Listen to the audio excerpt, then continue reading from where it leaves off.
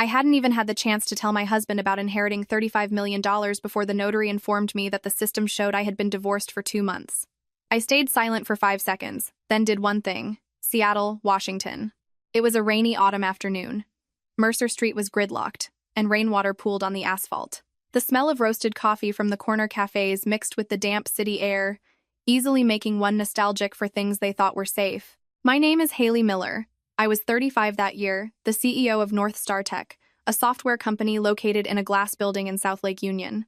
The title sounded glamorous, but in reality, on the first day we started the company, my husband Victor Vance and I sat in a rented room, barely 300 square feet, with the AC dripping water and an internet connection, as temperamental as a moody teenager. I handled the clients, finances, contracts, and HR. Victor handled the engineering, products, servers, and the lines of code that looked like witchcraft to me. The employees used to joke that Victor was the brain and Haley was the heart of the company. I would just smile, feeling a bit of pride. Every woman wants to believe that she and her husband have navigated the hardest days together. From a group of 6 people squeezed into an old rental, North Star Tech grew to nearly 130 employees. We got bigger clients, more contracts, and our name started to carry weight in the tech industry. But a brightly lit house is not necessarily a warm one. There are couples who stand next to each other in company photos with beautiful smiles, yet go home and have absolutely nothing to say to one another. Victor and I had been married for years but had no children. For many women, that single fact is enough to become a thorn lodged in the heart. I had visited major fertility clinics, taken medications, timed my cycles, taken injections, and listened to every piece of advice from doctors to neighbors. Some people genuinely sympathized. Others sympathized by rubbing salt in the wound while telling me to stay strong. My mother-in-law, Margaret Vance, was from rural Idaho. She was in her 60s and very blunt, but her bluntness usually hit exactly where it hurt the most. At first, she still treated me like family. "Haley, eat more. You work too hard. You are too skinny. It will be hard to have a baby." I would force a smile and take another piece of roast chicken, even though my throat felt tight. During family reunions back in her hometown, she would announce right in front of the relatives that our house lacked nothing but the sound of a grandchild calling her grandma. The entire table would fall silent for a few seconds before someone laughed to cover the awkwardness. People are like that. A remark that hurts someone else is called a joke if said in a crowd. Talk is cheap, but the pain it causes is incredibly expensive. Every time Victor saw me go quiet, he would pat my shoulder. "Do not overthink it. Medical science is advanced these days. Having a baby or not is not just your fault." I used to believe that. I believed it so much that on the many nights Victor came home late, smelling of strange perfume mixed with the rain, I told myself he must have met clients at a restaurant.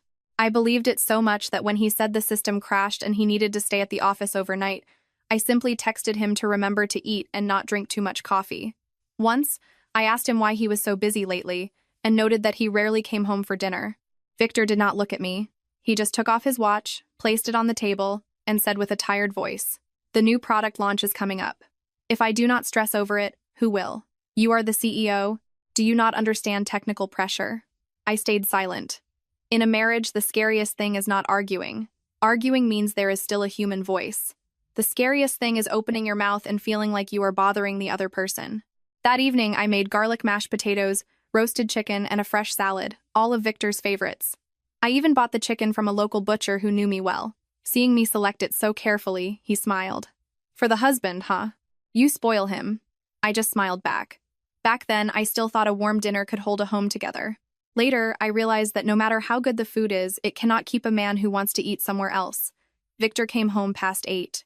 He sat down, took 2 bites of the potatoes, ate exactly 1 piece of chicken, and stood up. "I have to go back to the office. There is a server error." I looked at his plate, still mostly full. "Eat a little more. You probably have not eaten since noon." "I am full."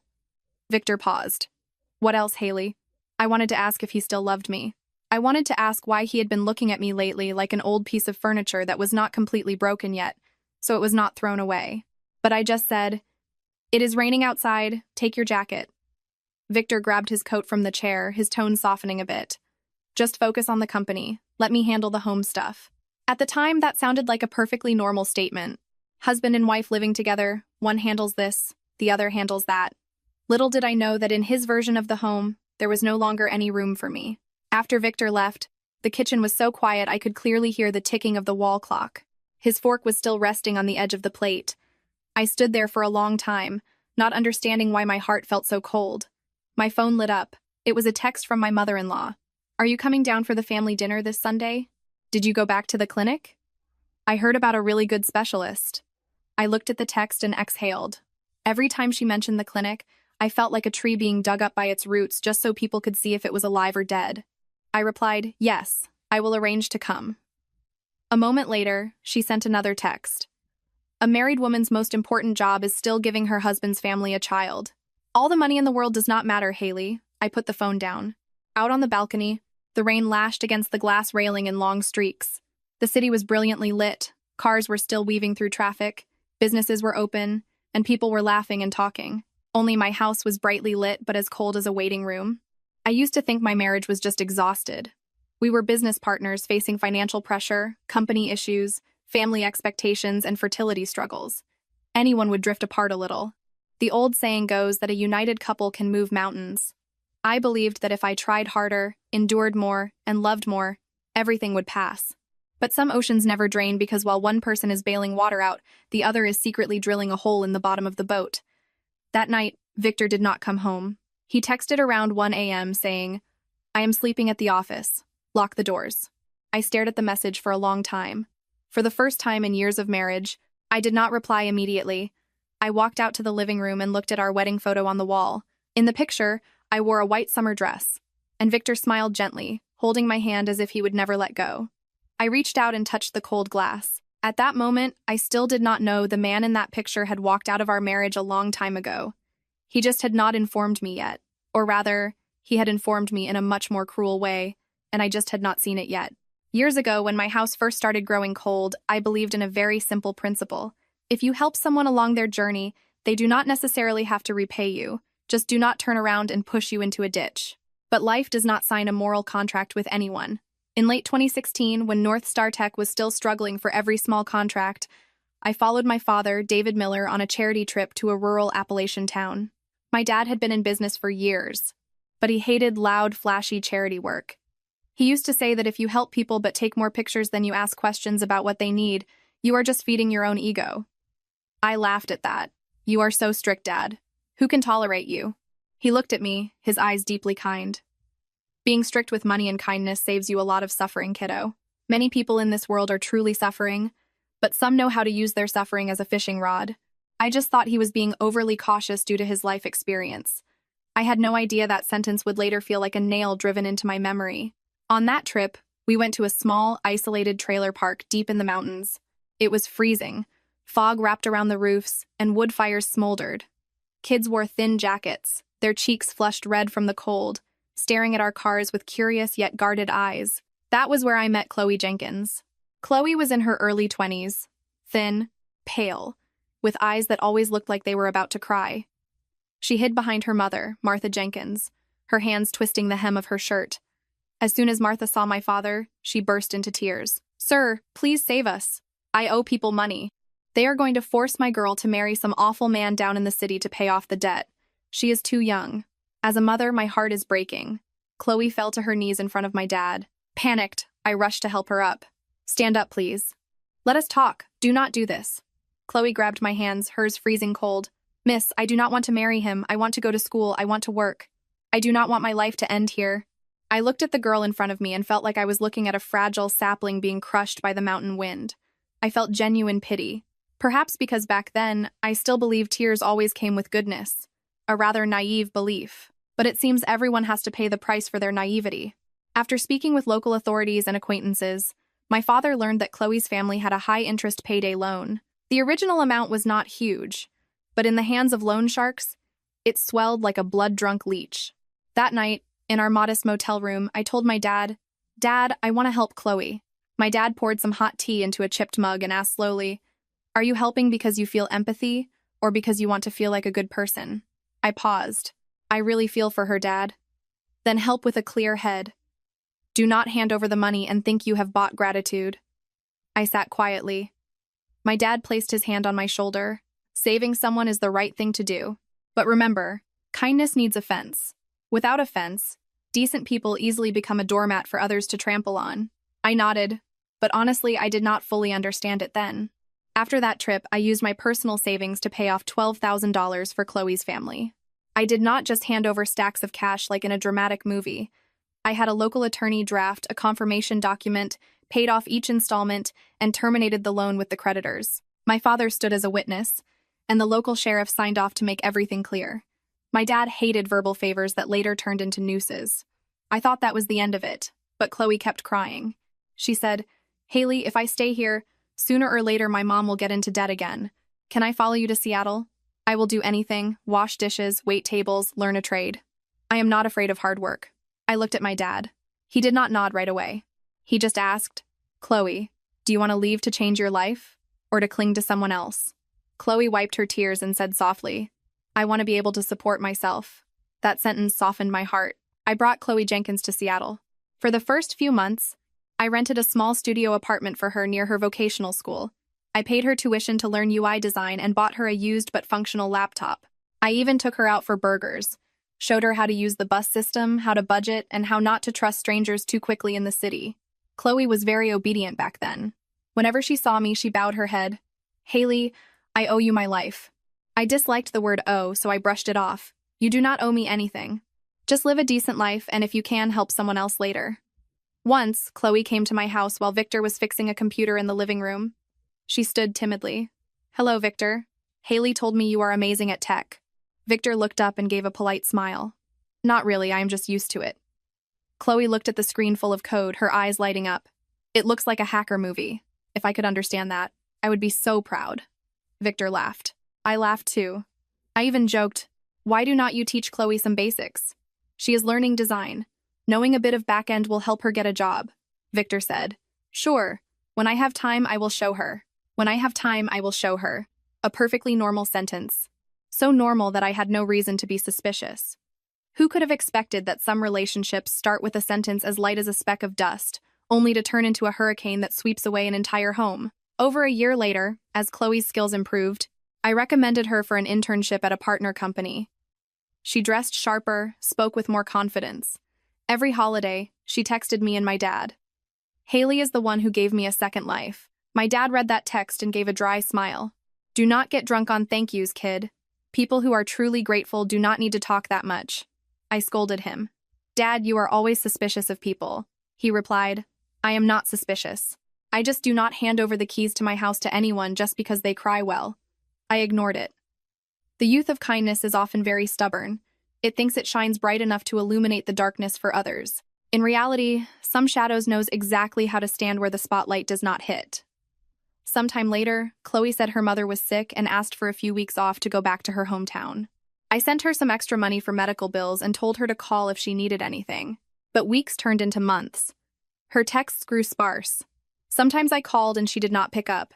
When she finally returned to Seattle, she was thinner, and her eyes looked a bit sharp. I asked, "Did something happen back home?" Chloe looked down and forced a smile. "No, Haley, I am just tired. My mom is better now." I did not ask further. Everyone has a private zone they do not want to talk about. I respected her privacy, but looking back now, I only feel bitter. There are blank periods in other people's lives. If you do not ask about them thoroughly, they will come back to punish you in a very painful way. Back then, I thought I had saved Chloe from a dark life. Little did I know, some people step out of the mud not to wash their feet, but to learn how to drag others into the dirt with them. My father died on a day of heavy rain. The rain in Seattle that day did not just pour and stop like usual. It dragged on from morning to night, falling steadily on the hospital awning, on the soaked trees, on the shoulders of the people who came to bid my dad farewell. I stood by the casket, my hands freezing, listening to the somber eulogy while feeling completely hollowed out inside. David Miller, my father, spent his whole life doing business carefully. He lived decently, loved people, but was never easygoing. He taught me how to sign a contract, how to read a financial statement, and how to judge a person beyond their words. Yet, I forgot that very last lesson in my own marriage. On the day of the funeral, Victor stood next to me. He wore a black dress shirt, looking solemn, occasionally putting his hand on my shoulder in front of the relatives. "Stay strong. You still have me." I believed that sentence. When a woman loses her father, if she still has her husband beside her, she unconsciously clings to him like the last pillar in a collapsing house. I did the same. I leaned on Victor and cried until my throat was dry. unaware that the pillar was beautifully painted on the outside but had rotted from the inside long ago. Shortly after the funeral, lawyer Sarah Mitchell called me. Sarah had handled my father's legal affairs for years. She was as meticulous as counting grains of rice in a basket. She said, "Haley, arrange some time to come to the notary office. We need to process the inheritance documents for your father's will." I simply replied, "Yes, please set up the appointment for me." Honestly, I was not thinking much about assets. When a loved one has just died, money feels very alien. All you want is to hear them cough one more time, or tell you not to overwork yourself. It was raining again that morning. Victor texted me at 7 a.m. "It is raining. Remember to bring a jacket. I have a technical meeting and cannot go with you." I looked at the message, feeling a bit let down, but replied, "Okay, have a good day at work." I drove myself to the notary office in downtown Seattle. Sarah was already waiting, wearing a gray suit, carefully holding a thick folder. Seeing me walk in, she looked at me for a few seconds and said softly, "You have lost a lot of weight." I gave a weak smile. Food does not taste good lately. She did not press further, just pulled out a chair for me. The notary was a middle-aged man who spoke slowly. He checked my ID, my father's death certificate, and began reading the will. At first, I sat calmly, but as I listened, my hands gripped the edge of my purse tighter and tighter. My father left me assets worth approximately $35 million, including shares in a logistics company, several commercial rental properties, bank deposits, and a long-term leased warehouse plot in the suburbs. I knew my dad had money, but I did not think he had arranged things so meticulously. What choked me up was not the number, but a specific clause in the will. All of the aforementioned assets are left exclusively to my daughter Haley Miller as her separate property. They are not to be commingled with marital assets, nor used as collateral for the financial obligations of any other individual, unless my daughter voluntarily consents in a legal written document. I lowered my head, tears dropping onto the back of my hand. My dad was gone, yet he was still building a shelter for me. Sarah gently placed her hand on the documents. "David prepared this will very carefully. He told me that Haley is compassionate, but sometimes she loves others so much she forgets to protect herself." I looked away, suddenly feeling ashamed. My dad saw right through me, while all these years I thought I was smart enough. The notary continued processing the information in his system. He typed for a while, then looked up at me with a strange expression. "Miss Haley Miller, the system currently shows your marital status as divorced from Mr. Victor Vance. The decree of dissolution of marriage became effective at the end of the first quarter of this year. Please verify this information." I thought I had misheard. "Excuse me?" The notary looked back at his screen, keeping his professional tone. "You and Mr. Victor Vance have finalized an uncontested divorce. The court decree is in the records. We need to cross-check this to determine the scope of separate property when accepting the inheritance." I sat frozen. Outside the glass window, rain lashed against the street. Inside, the AC hummed steadily. I clearly heard the sound of Sarah's pen dropping onto the table. I spoke slowly, word by word. "I am still living with my husband." No one answered immediately. I opened my phone and pulled up Victor's text from that morning. The words, "It is raining. Remember to bring a jacket," were right there, chillingly courteous. A man who reminded his wife to wear a jacket in the morning had legally divorced her months ago. Human beings are truly complex creatures. They can hold an umbrella for you while simultaneously digging a grave under your feet. I would have applauded if my heart did not hurt so much. Sarah recovered first. She told the notary, "Can you provide us with a copy of the records regarding this? My client states she has no knowledge of this event." A moment later, the files were pulled up. The pages appeared before my eyes like thin knife slices. The petition for an uncontested divorce, the waiver of appearance, the marital settlement agreement waiving all claims to shared assets. The mailing address for court notices was North Star Tech's headquarters. And the signature at the bottom was mine. It was not a forged signature. It was not a clumsy imitation. It was my real signature. Soft at the first stroke, slightly flicked up at the end, exactly how I had signed things for years. I trembled so much I could not hold my water glass.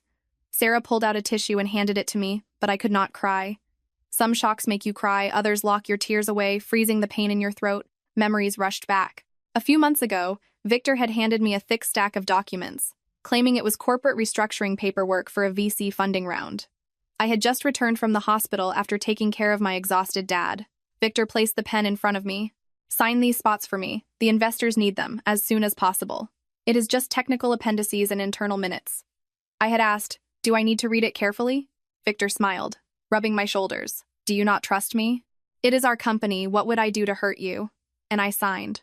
I signed because I was tired, because I trusted him, because I thought husband and wife did not need to guard against each other over every line of text. Truly, some lessons are not paid for with money, but with a woman's entire life. I looked at Sarah, my voice hoarse. I was tricked into signing it, wasn't I? Sarah did not answer right away. She just said, "Stay calm, Haley. This is highly irregular, but we have to take it step by step. For now, get the certified copies of the divorce file. And remember one thing, the assets David left you are your separate property. Legally, your current divorce status makes it even harder for Victor to get his hands on this inheritance. In other words, he scammed you, but that very scam cut him off from your biggest asset." I looked at the claws my dad left behind. My nose stung. My dad was gone, but it felt like he was standing right behind me, blocking the wind. I asked softly, "What do I do now?" "Collect evidence bit by bit," Sarah replied. "From today on, do not sign anything without reading it. Back up all your emails, messages, and calendars around the times Victor brought you paperwork. Check the office security cameras if they still have the footage. Check the corporate mail log. And absolutely do not let him know you have woken up." I bit my lip. The phrase "woken up" sounded light but hurt deeply. It turned out I had been sleepwalking through my own marriage. Leaving the notary office, I did not go straight home. I sat in my car for a long time, my hand resting on the document folder, terrified that if I let go, everything would turn into a nightmare again. The rain had lightened, but inside my head, hundreds of questions crashed into each other. If I had not seen the divorce decree with my own eyes, I might have gone to my grave thinking my husband was just growing distant, never imagining he could calmly set a trap in our home, in our company, in every piece of paper I trustingly signed. My phone buzzed. It was Sarah. "Where are you?" "Still in the parking garage. I do not want to go home yet. Come up to my office. We need to review the files right now." I drove back to Sarah's building. Walking into her office, she had already spread the documents across her desk, separating them and tagging them with sticky notes. She looked up, her voice deep but firm. "Sit down, Haley. It hurts, I know, but you have to be sharp right now." I sat down, interlocking my fingers tightly. She pointed to the papers. "Look, the petition, the waiver, the settlement, all your real signatures. This is not a forgery." I swallowed hard, so I signed my own divorce papers without knowing. Sarah nodded. "Highly likely. And as you said, Victor recently had you sign a massive stack of documents, right?" I closed my eyes, trying to recall every detail. My dad had just been readmitted to the hospital. I was running back and forth between the ICU and the company, my brain completely fried. Victor brought a briefcase into my office and set it on my desk. "Sign a few places for me. The funding round requires a lot of addendums." I distinctly remembered asking, "Is anything important?" He laughed, his tone light. "It would not need your signature if it wasn't, but it is all internal. Just sign so we meet the deadline." Looking back, I wanted to slap myself. People say you can sign your life away with a single stroke of a pen, but my pen killed my marriage, and I still thanked my husband for preparing the signature lines. Sarah flipped to another page. "Another red flag is the mailing address. It was sent to the company, not your home. There is a power of attorney here to receive legal notices at the corporate headquarters. If a legal letter arrived there, who would receive it?" I looked up immediately. Natalie Brown, the admin. The moment I said her name, my heart sank.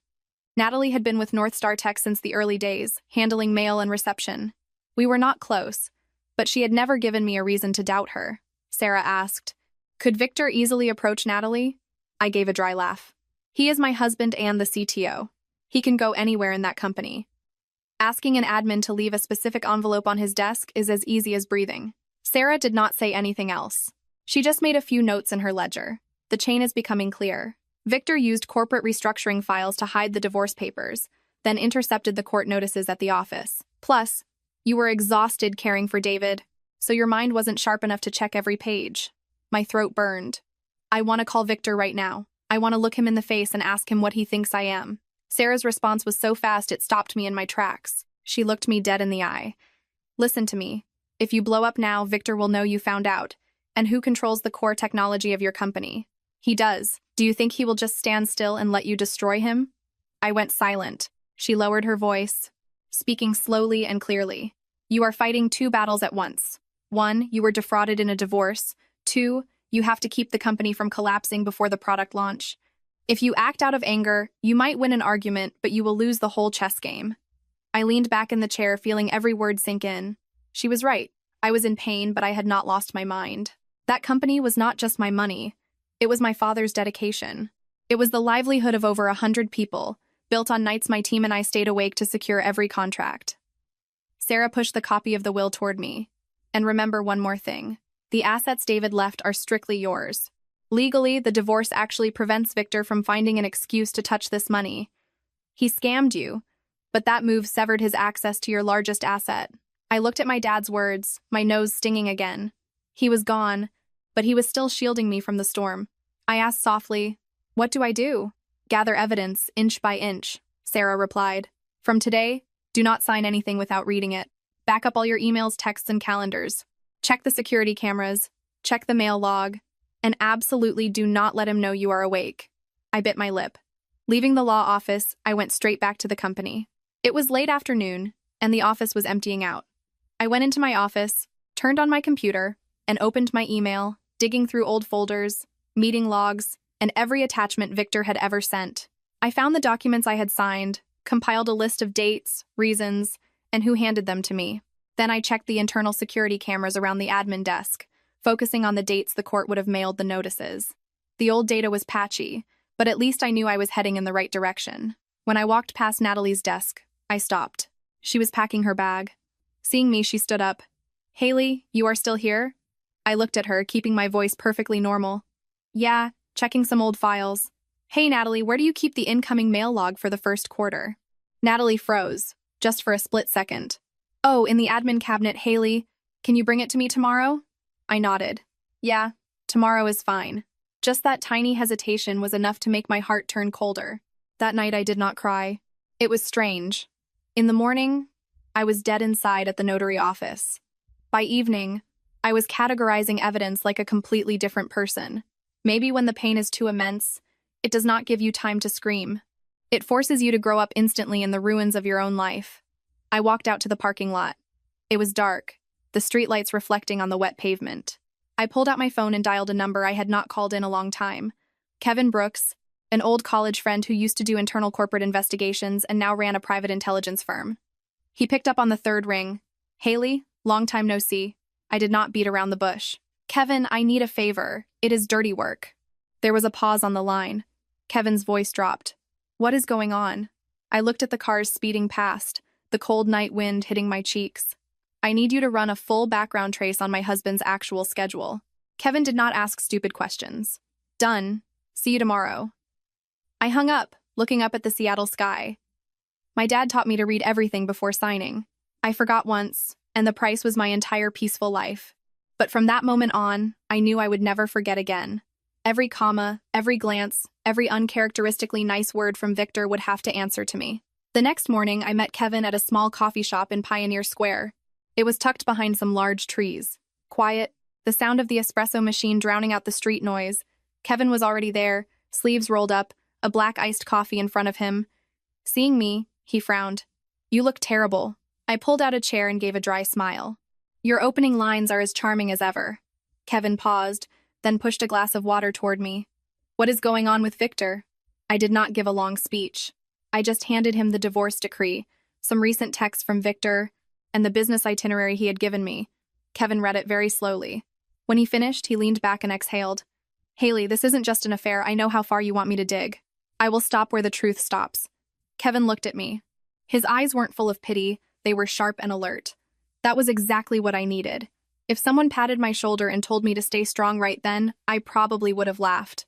"When your house is burning down, a paper-thin condolence covers nothing." Kevin said, "I only do things legally. Verifying schedules, locations, public records, financial trails, no break-ins, no illegal wiretaps. I don't need to play dirtier than them to win," I replied. Later that day, Kevin sent me a very short text. "Victor is not in Portland. He is in Bellevue."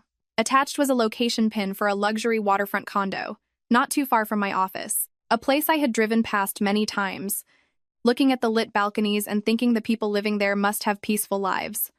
It turns out, peace does not depend on how high your floor is, but on the human heart. I drove to the area and parked across the street. Kevin was already there, standing by a pharmacy pretending to be on his phone. Seeing my car, he got into the passenger seat. "You sure you want to see this?" I stared straight ahead at the condo gates. I am already here. If I don't look, I am just lying to myself again. Kevin didn't argue. He handed me his phone. On the screen were freshly taken photos. Victor stepping out of his car, wearing a light blue dress shirt, the watch I bought him for our 5th anniversary on his wrist. Standing next to him was Chloe Jenkins, her hair tied low, wearing a cream-colored dress. She no longer had the awkward, rustic look of the girl hiding behind her mother years ago. She was polished, put together, knowing exactly her best angles. But the thing that stopped my breath was the little boy standing between them. He looked about 3 years old, fair-skinned, slightly curly hair, holding a green plastic dinosaur. Victor bent down to adjust the boy's beanie. Chloe smiled, brushing something off Victor's shoulder. The boy looked up and called out. I couldn't hear the sound, but reading his lips, I knew he said, "Daddy." My ears started ringing. Kevin spoke very quietly. The guards here call him Liam. They live on the 23rd floor. The neighbors think they are married. Victor comes here 3 or 4 times a week. Sometimes stays the night. I gripped the phone, my hands numb. Liam was over 3 years old. That meant he was conceived right around the time I started heavy IVF treatments. Right when I was sitting alone in clinic waiting rooms, listening to doctors tell me to reduce my stress. Right when I was going home drinking bitter herbal supplements. While Victor hugged me and said, "It is okay, we have time." It turned out we did not include me anymore. A moment later, the condo doors opened. Victor was carrying Liam. Chloe linked her arm through his, and the 3 of them walked into the lobby. Suddenly, the scene looked so incredibly normal, so brutally domestic. No sneaking around, no guilt. They walked together like a real family. And I was the outsider, watching through a car window, an extra in my own life. I asked, my voice hoarse. "Who owns the condo?" Kevin pulled a thin file from his bag. "It is registered to a distant relative of Chloe's, but the money trail is convoluted. Parts of it came from Victor's personal accounts. Other parts are linked to vendors from North Star Tech. I only see the flags. I cannot confirm the exact route without seeing your corporate books." I laughed softly, a laugh that felt like swallowing fish bones. He used company money to fund his second home. I will need to audit the books to be sure. I looked up at the high-rise building. The glass windows reflected the cold, beautiful evening sky. In one of those apartments, Chloe might be setting the table, Liam running around the sofa, Victor washing his hands for dinner. Meanwhile, in my house, the roast chicken had gone cold many nights, the fork left resting on the plate. People say what is done in the dark eventually comes to light, but sometimes the light does not just expose the truth. It rips open the entire bag of lies, showing you that everything inside has been rotting for years. Kevin looked at me. "Do you want to go up there?" I shook my head immediately. "No, not yet. If I go up, what do I get? A screaming match? A viral video of a scorned wife for the internet to chew on for 3 days? I am not free entertainment." I sounded tough, but inside, another woman was screaming. She wanted to storm in, ask Chloe why, ask Victor how he could hold that child with the same arms that held me through nights of despair. But I held her back. I had to. I pulled a tissue from my purse and wiped my eyes before a tear could fall. "Kevin, keep digging." Schedules, photos, payment trails around this condo, especially the connections between Chloe, her mother, and the company's vendors. Kevin nodded. "Done. But be careful. A guy like Victor, if he went as far as faking a divorce, he has more than one card up his sleeve." "I know. Where are you going now?" I looked at the clock. "Almost 7 p.m. Home." Kevin turned to me. "Back to him?" "Yeah. I want to see what role he plays tonight." Kevin didn't stop me. Maybe he understood that sometimes a betrayed person needs to look closely at the betrayer one last time, not out of hope, but to kill off the last shred of softness. When I got home, the living room lights were on. Victor was sitting on the sofa, having changed his shirt, his hair slightly damp from a shower. There was a plate of sliced fruit on the table. He looked up at me, his tone perfectly natural. "Why are you home so late?" I stood in the doorway for a few seconds. In the past, I would have explained that I was at the lawyer's office dealing with the notary and my father's estate. Today, I just found it amusing. Liars always love to ask where other people have been. I took off my shoes and set my bag down. I had things to do. Victor looked closer. "Your eyes are red. Were you crying?" I walked into the kitchen to pour a glass of water, my back to him. "Must be the rain." Victor was quiet for a moment, then said, "You are too sensitive lately. Your dad's passing, the company, the baby issue. If you keep it all bottled up, you are just torturing yourself." I held the glass and turned to look at the man in front of me. The man who had just carried a boy calling him daddy into a waterfront condo was now advising me not to torture myself. I said very softly, "Yeah, I need to learn to stop torturing myself." Victor thought I was talking about my grief. He nodded, picking up a slice of apple. And for the first time, looking at him, I did not see the husband I once loved. I only saw a man sitting in my house, eating my fruit, using his calm demeanor to hide an entire alternate life. That night, I didn't ask anything else. I walked past our wedding photo and didn't touch the glass. Some things are sacred when you believe in them. When the belief is gone, it is just a picture frame hanging in the wrong place. I went into my home office, locked the door, opened my laptop, and created a new folder. I named it Evidence. I saved every photo Kevin sent into it. Victor, Chloe, Liam in front of the condo. Victor adjusting the boy's hat. Chloe linking her arm through his. The three of them standing together, looking so natural that no one would guess the man still had a wife waiting for him at home. I sat staring at the screen for a long time. My chest ached with a dull, persistent throbbing. In the living room, Victor turned on the TV, the low murmur of a sports broadcast echoing. He occasionally chuckled to himself, as if tonight was perfectly normal. That normalcy was terrifying. A person could betray someone they shared a bed with, then sit eating fruit and watching football, asking their wife why her eyes were red. If the human heart has a bottom, some people dug right through it a long time ago. I printed out a few of the photos, not high quality, just clear enough to show faces, posture, and the exact moment he held the child. I gathered the papers and walked back out. Victor was still on the sofa. Seeing me, he looked up. "Not asleep yet?" I dropped the stack of photos onto the glass coffee table. "Take a look." Victor glanced down. For just 1 second, his face froze. But he was good. Very quickly, he sat up straight, picked up a photo, and set it down. "You hired someone to follow me?" I looked at him and let out a soft laugh. "You have a private condo, a mistress, a child calling you daddy, and your first question is whether I had you followed." Victor stayed silent for a few seconds. He turned off the TV. The living room went dead quiet, leaving only the sound of the rain against the balcony. "Since you know, I won't hide it anymore." That sentence dropped onto the table like a shattered cup. I asked, "What is Chloe to you?" Victor didn't look away anymore. "She is the woman I love." I thought I would scream, but I didn't. My throat was so dry, my words came out agonizingly slow. "And me?" Victor frowned. "Haley, don't act like you don't understand. You know how we have been living these past few years. I am tired, you are tired. This house is nothing but work, clinics, medications, and the pressure to have a baby. I am a man, I need a real family too." My hands gripped the back of the chair. "A real family?" Victor's tone hardened. "My mother has waited for a grandson for years. Relatives constantly ask. Do you think I don't feel the pressure? Chloe gave me a son. He calls me dad, he runs to hug me every time I come over. And you? You only give me feelings of guilt and dead ends." I stood frozen. "So, all those injections, all those times I lay alone in exam rooms, all those nights I cried silently, terrified I could not be a mother. In his eyes, it was all just guilt and dead ends." I said, "You had an affair, you had a secret child, you tricked me into signing divorce papers, and now you blame me for not having a baby?" Victor flinched at the word divorce. His eyes flashed. "You know about that too. Did you think I would stay blind forever?" He stood up and walked toward me. "Haley, don't talk like I am the only one at fault. That paper was a way out for both of us. You signed it, the court approved it. We are legally divorced. You slipped divorce papers into company funding documents while my father was dying in the hospital. You call that a way out?" Victor went silent. That silence was dirtier than a denial. I pointed at the door. "Get out of this house. And starting tomorrow, you are suspended from all executive duties at North Star Tech until this is fully investigated." Victor burst out laughing, a short, dry, contemptuous laugh. "You think that company can run without me?" I looked at him. "The company does not belong solely to you.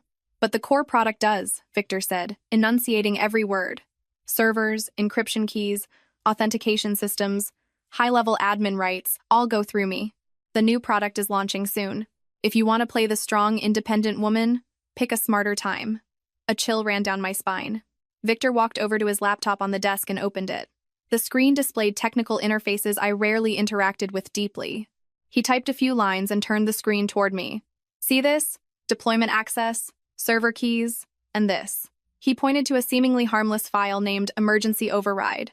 "If I trigger this, the demo system goes down. Clients get locked out, investors pull funding, penalty clauses drop on your head. Nearly 130 employees will look at you like the person who crashed the company. I couldn't speak immediately. Victor continued, his voice dropping. That is not all. I also kept a few emails, a few internal financial records. If I just rearrange them a bit, people will think you approved shady expenditures. You are good at operations, but public opinion and the law are not as forgiving as you think. I stared at the man in front of me. This was no longer my husband. This was an extortionist who had prepared the knife long ago, just waiting for me to catch his affair to press it to my throat. I wanted to slap him, to grab the water glass and throw it at his calm face, to scream that he was a coward and an ingrate. But behind me was an entire company, employee payrolls, and the contracts my father helped me build from day one. I took a slow, deep breath. What do you want? Victor looked at me. He seemed to enjoy the question. Very simple. Stay quiet. Do not make a scene. Do not touch Chloe and the kid. After the product launch, we will sit down and talk things out clearly. I will arrange everything so it ends smoothly. Smoothly for who? For everyone, he replied smoothly. You keep the company and your reputation. Chloe and the boy get their rightful place. My mom gets her grandson. Don't be selfish anymore, Haley. I almost laughed. A man cheats on his wife, drains her trust, and tells her not to be selfish. If audacity could be weighed and sold, he would be richer than my company. But I didn't laugh. I lowered my head, letting my hair hide my eyes. Give me time. Victor watched me in silence. He probably thought he had won. He thought I had been gagged by the product launch, the employees, the company's reputation. He thought a woman ridiculed for being infertile would be terrified of losing her last shred of dignity. He closed his laptop, his tone sounding like a benefactor. 3 weeks. From now until the launch, just do your job well. After that, I will bring Chloe and the boy home to officially speak with my mother and the family. I asked softly, Did you ever truly love me? Victor looked slightly annoyed. Haley, don't act like a child. We are done here.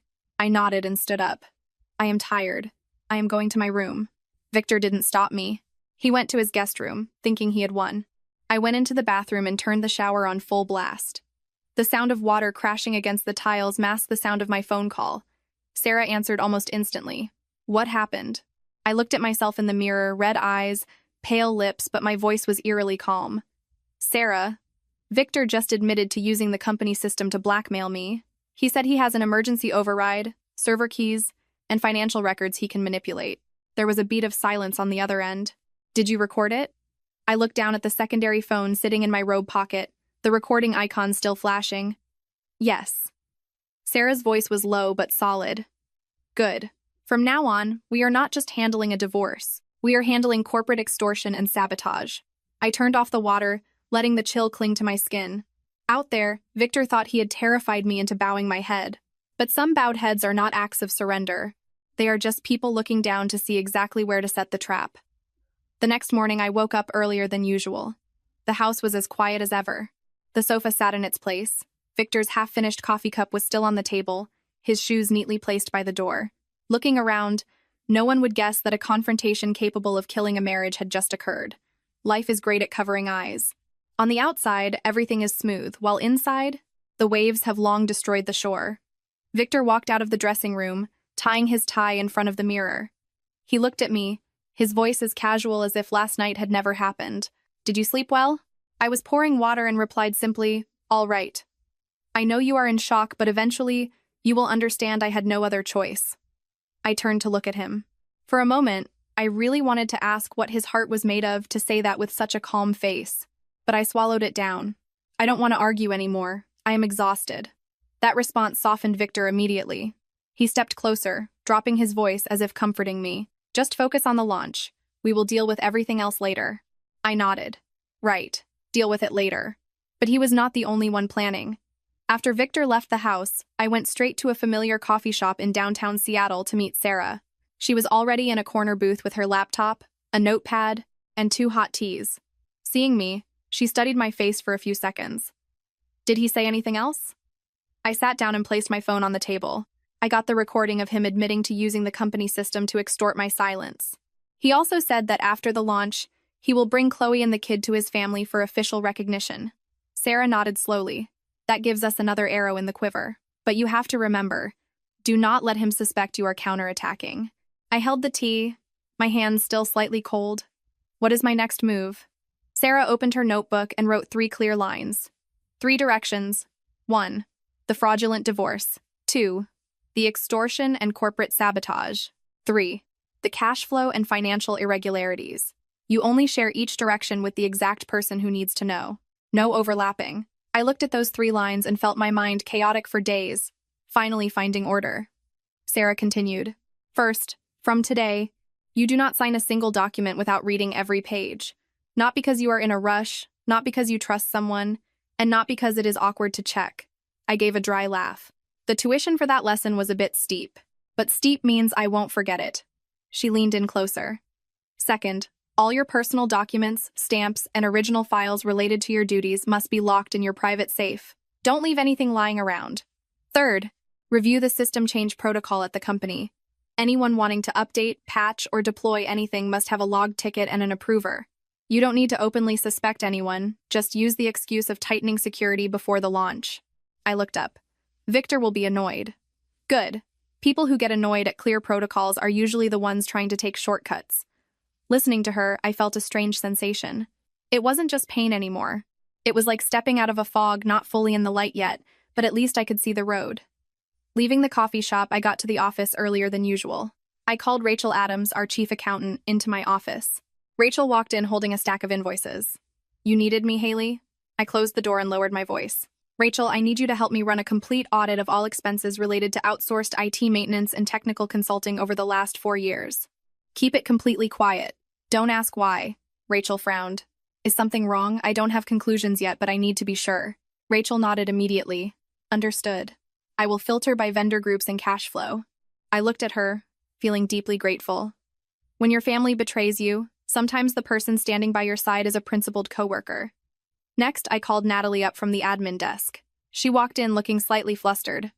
You called, Haley? I pointed to a chair. Sit. I need to see the mail receiving log from the beginning of the year until now. Natalie swallowed hard. Can I bring it up this afternoon? I looked straight at her, my voice not harsh but firm enough.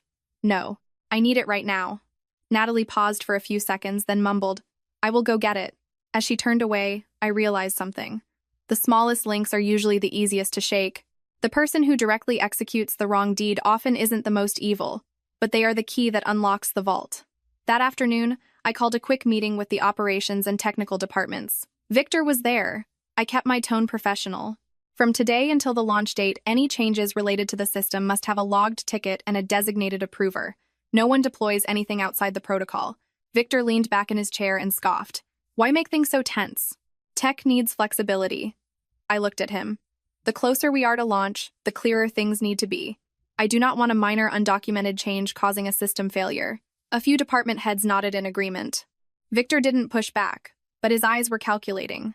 I knew I had to tighten the leash just enough to control him without tipping my hand. That night, when I got home, Victor unexpectedly asked, You are being overly cautious lately, huh? I hung my bag on the hook and replied casually. One careless mistake is enough for a lifetime. I mean for the company. I turned to him with a very thin smile. For the company and for life. Victor stayed silent. Maybe he didn't fully grasp the comment. Or maybe he thought I was just being a bitter woman. That was fine. Let him think I was just bitter. Late that night, I sat alone in my home office, staring at 3 clearly labeled folders. Marriage, company, dignity, those 3 words used to exist together in one life. Now they were split like 3 open wounds. But I knew I couldn't win while crying. To move forward, I had to be patient. Not patient so people could trample me, but patient so I could tie the knots of the net myself. They say if you walk in the dark long enough, you will meet ghosts. Except the ghost in my life didn't wear a white sheet in a graveyard. It wore a pressed dress shirt, sat in the CTO chair, spoke nicely at the perfect times, and hid a knife behind its back. And this time, I wasn't going to wait for it to reveal itself. I was going to pull the curtain up myself. That evening, I did not go home early. When the employees had powered down their computers and left, the only sounds in the hallway were the AC hum and the janitor's cart. I was still sitting in a small conference room with Rachel Adams. On the table were a laptop, bank statements, invoices, service contracts, and cold cups of coffee. Rachel pulled her glasses down, stared at the screen for a long time, and said, Haley, this is bad. I sat up straight. Which account? Not just one account. It is an entire cluster. She turned the laptop toward me. On the spreadsheet was a list of contracts.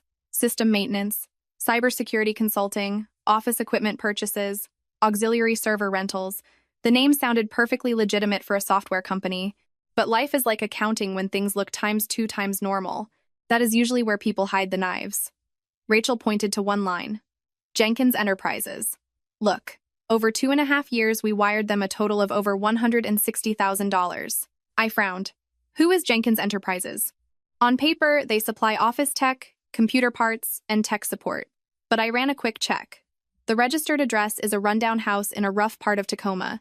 No website, no technical staff, no actual warehouse. I looked at the registered owner's name, Martha Jenkins. My heart stopped. Rachel looked up. Who is it? I didn't answer immediately. I pulled out my phone and checked the info Kevin had sent. Yes, Martha Jenkins, Chloe's mother. The woman who had cried in front of my dad and me years ago, saying she would have to sell her daughter to pay her debts. The woman whose $12,000 debt I had paid off. Now, her name was sitting right in the middle of my company's cash flow. My throat went dry. Keep digging, Rachel. Rachel nodded and scrolled to another group. And these companies too. Big names. Apex Digital, North Point Solutions, Vanguard Tech. But the addresses? One is a FedEx print shop, one is a virtual office, and when I called the third one, the number was disconnected. All these contracts were proposed or approved by Victor. I stared at the column of numbers. Senwent Mayuan, $80,000. $150,000. The numbers sat still on the screen, but they danced mockingly before my eyes. Are there deliverables? Invoices? Yes, but they are incredibly vague, Rachel said. Technical support completed, hardware delivered, security consulting provided. No detailed logs, no serial numbers, no specific receiver names. I closed my eyes for a second. For years, I trusted Victor with the tech side, so I rarely scrutinized the technical budgets to the bottom. I just looked at the total allocations, made sure contracts had signatures, and checked product progress. I managed by trusting the very person who had the power to abuse that trust. Putting a fox in charge of the henhouse and then complaining about feathers in the yard, well, that's almost an insult to the fox. Rachel kept filtering data. The more she filtered, the more suffocating the room became. Money from North Star Tech was wired to obscure vendors, then immediately transferred to personal accounts of Chloe's relatives or withdrawn as cash on the same day. Some withdrawals perfectly matched the date Victor put a down payment on the Bellevue condo. Some matched tuition payments for Liam's upscale preschool. Some routed through an intermediary account and paid for cars, designer bags, and condo furniture. Rachel tapped the table, her voice thick with anger. Haley, this isn't just Victor having someone on the side. He is bleeding the company dry to fund that other house. The words that other house hurt in a strange new way. It wasn't the loud, crashing pain of seeing Victor hold Liam, or the numbing shock of the fake divorce. This was a cold pain. The chilling realization that every employee's paycheck, every contract I talked my throat raw to secure, every night I stayed up fixing quotes, had been siphoned off by the man I slept next to, just to build another home. I asked, "What is the rough total?" Rachel scrolled a bit more before looking at me, just counting the most obviously fraudulent ones. Around $750,000. There could be more, but I need to dig deeper. I let out a very soft laugh. $750,000. Incredible. He even kept a ledger of his betrayal. Rachel looked at me, her eyes red. Do you want me to call in outside auditors? Not yet. The fewer people who know right now, the better. I pulled a brand new hard drive from my bag and set it on the table. Back up all the evidence vouchers, bank statements, contracts, approval emails. Do not send it via company email. Log the time, source, and user for every file you save. Tomorrow, I will have the lawyer seal the copy. Rachel nodded, her voice firm. I will do it right now. As I was about to leave, my phone lit up. A text from Victor. Are you coming home for dinner? My mom asked why you rarely come by. I stared at the text, then at the spreadsheet of stolen money. His mother asked why I rarely came by, while her son was using my company's money to feed another family. It is amazing how some families love to question the morality of the victim while their own morality is rotting under the floorboards. I didn't reply. I just looked up at Rachel. Keep working. It was almost midnight when we stopped. Rachel locked 2 encrypted backups, one for me, one in her personal safe following strict internal protocol. I looked at her and said softly, "Thank you, Rachel." She shook her head. "Don't thank me. I am an accountant. Seeing company money drained like this makes me furious. We work like dogs to keep this place running, and someone just signs a paper to steal it to fund a mistress? Honestly, my blood pressure is through the roof. I laughed. For the first time in days, a genuine laugh. Not because I was happy, but because in this pile of mud, at least someone still had the decency to be angry about the right things. Walking out of the office, I passed the engineering wing. The lights in Victor's office were still on. He was sitting at his monitors, wearing headphones, looking incredibly focused, the picture of a dedicated CTO working late for the product. Had I not seen those numbers, I would still believe he was sacrificing for our company. But now, the glow from those screens didn't look clean to me anymore. I stepped into the elevator, gripping the hard drive in my pocket. I used to think people only stole husbands with beauty, sweet words, and secret nights. Now I know they can steal them with fake invoices, dummy LLCs, intermediary accounts, and crocodile tears. But ledgers are different from promises. They speak. And when they do, the guilty have a very hard time shutting them up. 2 days after discovering the $750,000 embezzlement, I stepped out of my car into my own garage and immediately heard a child's laughter echoing from inside the house. That bright, innocent sound should have warmed a home, but to me it felt like a needle to the heart. I opened the front door. Right there, next to the shoe rack, sat a small blue suitcase. A pair of child's dinosaur slippers lay haphazardly on the rug. On the sofa, Liam was hugging a stuffed animal, while Victor sat next to him holding a juice box displaying the exact gentle, fatherly demeanor I had yearned to see during all my fertility treatments. Chloe Jenkins walked out of the kitchen, and she was wearing my apron, the tan apron with a small embroidered pine tree. It was a gift from my late father from a trip to Oregon. I rarely used it because I didn't want to ruin it. It just hung in the kitchen as a memory. Yet today, it was wrapped around the woman who used to call me her savior, the woman standing in my house, cooking on my stove. Chloe smiled softly. "You are home, Haley. I am so sorry I didn't call ahead. The heating in my condo broke, and the repair guy said it would take a few days. Victor said Liam and I could stay here temporarily." I looked at Victor. "You decided that on your own." Victor set the juice box down, his tone indifferent. "It is just for a few days. Don't make a scene in front of the kid." The kid. He used those 2 words perfectly as a human shield. Adults do terrible things and then push a child to the front line so the victim can't get angry without looking like a monster. It is an old trick, but a disgustingly effective one. Liam looked up at me. "Are you Miss Haley?" I crouched down, trying to keep my voice soft. "Yes, I am Haley." The boy held out a plastic dinosaur with a broken wheel. "Can you fix it?" Daddy Victor said he would fix it later, but he forgot. Hearing Daddy, Victor made my chest tight, but the child wasn't to blame. He only repeated what the adults taught him. I sat down and took the toy. "Let me see." Chloe stood nearby, her voice dripping with syrup so sweet it could cause diabetes. "Liam loves you already. I told him how much you helped us in the past." I looked up at her. "Oh? You still remember that?" Chloe's smile faltered, but she quickly looked down. "Of course. I owe you my life. There are some thank yous that, when spoken at the wrong time, deserve a slap in the face." I didn't reply. I just popped the wheel back onto the toy. Luckily, it was just dislodged. The boy cheered. "You are so smart, Miss Haley." I patted his head and stood up. Just then, the front door opened, and Margaret Vance's loud voice rang out. "Where is Liam? Where is my grandson?" Margaret walked in carrying a bag of groceries. Behind her, Frank, Victor's father, quietly carried a case of water. The moment she saw Liam, Margaret dropped her bags and ran to hug him. "Oh, my precious boy! Grandma missed you so much." Liam giggled. Frank looked at me, his eyes apologetic. "You just got home, Haley?" The moment he called me by my name normally, Margaret shot a glare over her shoulder. Frank let her play with the boy. Haley must be tired from work. She didn't call me her daughter-in-law.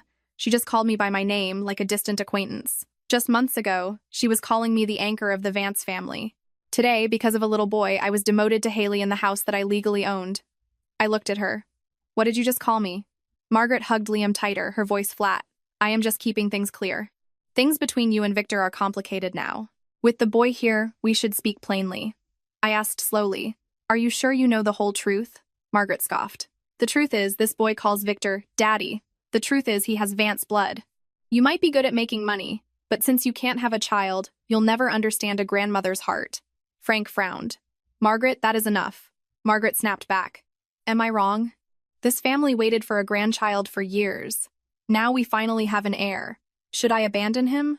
I don't mean to be harsh, but, Haley, you should know your place." Chloe kept her head down, her fingers twisting the edge of my apron. She looked incredibly pitiful, but the corner of her mouth twitched upward slightly. It was a victorious smirk hidden beneath fake tears. Victor stood up, playing the peacemaker.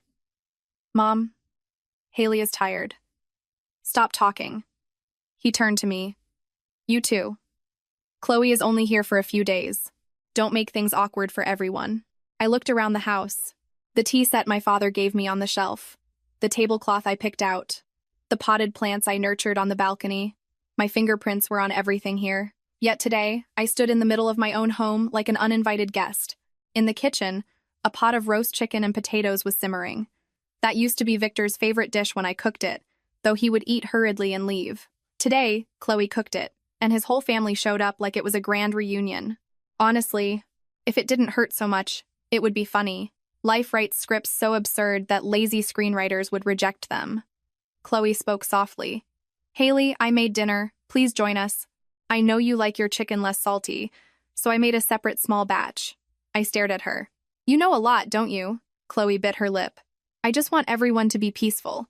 Peaceful is not walking into someone else's house and telling the owner to keep the noise down. The room went dead silent. Victor frowned. Haley, I raised a hand to stop him. I didn't yell, didn't cry, didn't curse.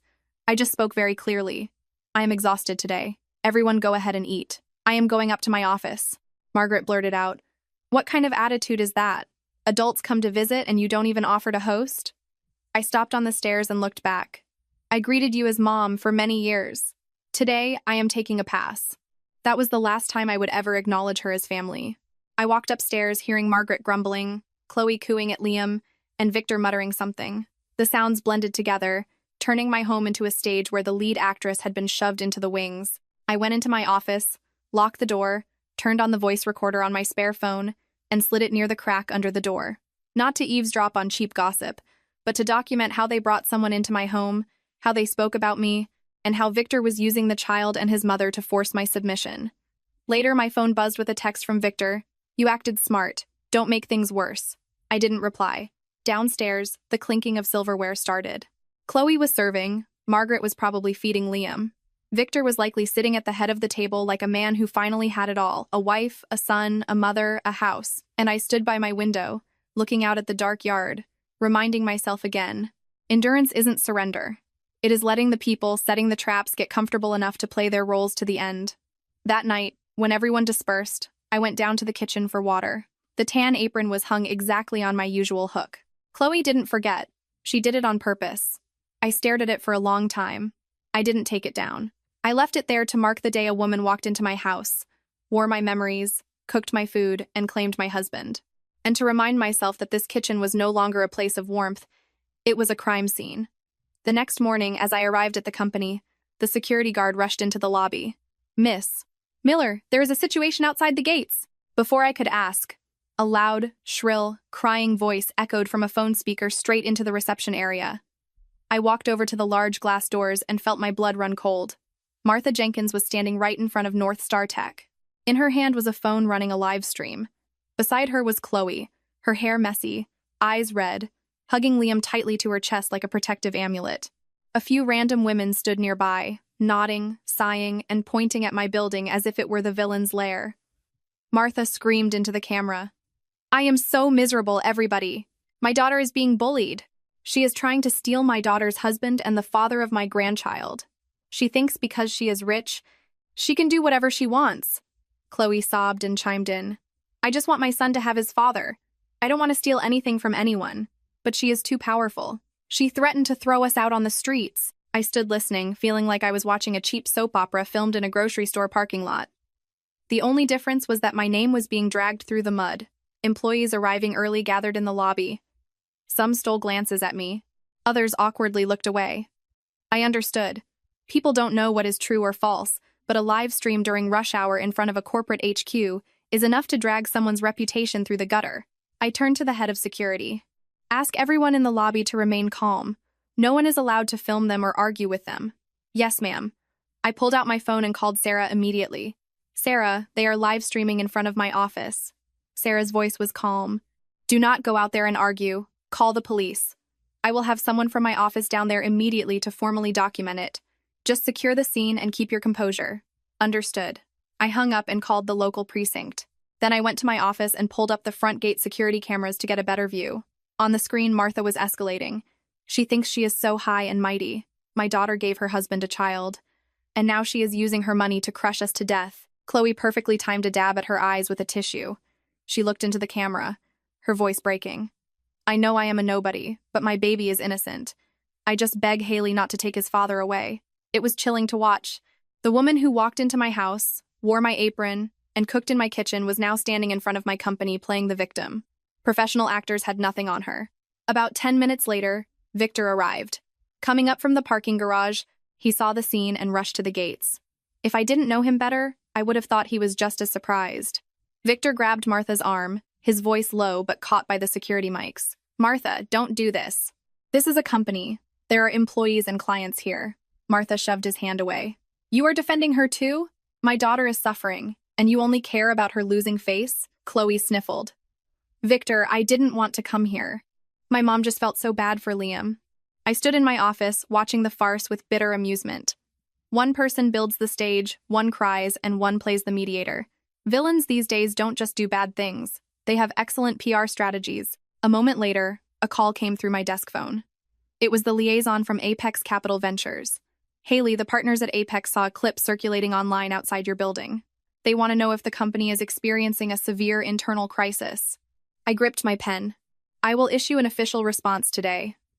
I hung up and took a deep breath. This was no longer just my personal humiliation. It was threatening the business. A tech company dealing with a moral scandal right before a major product launch? Any investor would panic. 20 minutes later, the police arrived. The paralegals from Sarah's office also arrived, taking photos and officially logging the live stream's content, time, and crowd size. I didn't go downstairs. I just watched from above to ensure everything followed protocol. Sarah called back. Remember, save every link, every spliced video, every shared post. Reputation is an intangible asset. Once lost, you can't buy it back at the market. I understand, I replied softly. When the police told them to disperse, Martha tried to argue. Chloe hugged Liam and sobbed loudly, acting as if she were being brutally oppressed. Victor looked up at my office window, then texted me. Can you just let this go for now? Poor people don't understand the law. I read the text and my fingertips went ice cold. I replied with exactly one sentence. Poverty is not a license for defamation. He didn't text back. That afternoon, I held an emergency meeting with HR, PR, and internal legal counsel. I stated clearly, no employee was allowed to make emotional public statements about the incident. All external inquiries were to be routed to me or the lawyer. PR was to prepare a brief statement. The company is handling a fabricated incident aimed at damaging personal reputations and the work environment. No one asked questions. Looking at my face, they probably knew this was no longer a petty domestic dispute. Before the meeting ended, I stood by the glass window, looking down at the empty courtyard. The afternoon sun beat down on the pavement as if the tearful spectacle had never happened. People say a clear conscience fears no accusation. But in this world, a straight tree also needs a fence. Because some people don't just want to chop the tree down. They live stream the chainsaw and cry that they are the victim. By late afternoon, an email arrived from Apex Capital. It was very polite, but every word carried heavy weight. They requested North Star Tech to submit a report on risk management, PR control, and internal stability before the upcoming product demo. I closed my laptop. They had attacked me with tears and the court of public opinion. I knew that from now on I had to protect not just my house, but the legacy I had spent years building. The email from Apex sat in my inbox all night like a rock on my chest. If I couldn't prove the company was still in control of its systems, all the evidence of adultery, defamation, or embezzlement could be buried by Victor simply pulling the plug on the servers right in front of the investors. A software company losing control of its product is like a restaurant losing its kitchen. The next morning, I called Kevin. Kevin, I need a cybersecurity expert. Not an IT guy to fix office computers, but someone capable of auditing and replacing the core back-end components Victor controls. Kevin paused. I know a guy, but he is hard to book. Marcus Wright. Runs a boutique security firm in Bellevue. He has salvaged a few companies from internal backdoor sabotage, but he is notoriously rigid. He hates drama, especially marital disputes. I gave a dry laugh. So I am his least favorite combo package. Pretty much. Despite that, Kevin set up a meeting for noon at a small co-working space. No flashy signs, no sleek receptionists. Just a few desks, the smell of strong coffee, monitors displaying endless code, and a whiteboard covered in diagrams. Marcus Wright walked out of a meeting room, He was around 36, lean, wearing black-rimmed glasses, a gray t-shirt, and jeans. He didn't look like someone trying to impress anyone. He shook my hand politely. Haley. Kevin gave me the brief. But I will tell you up front. I don't take jobs if this is just a lover's spat over assets. I sat down and placed my folder on the table. I am not hiring you to handle my love life. I need you to assess the technical risk to North Star Tech before our product launch. Marcus didn't smile. The person controlling the system is your husband. Ex-husband on paper.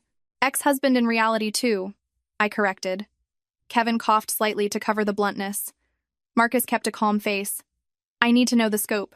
Do you have legal authority over the company and its data? I am the CEO, the majority shareholder, and the signatory on operations. All the access I provide is via legally backed up data monitored by my attorney. Marcus looked at me a bit longer. Perhaps that satisfied his caution.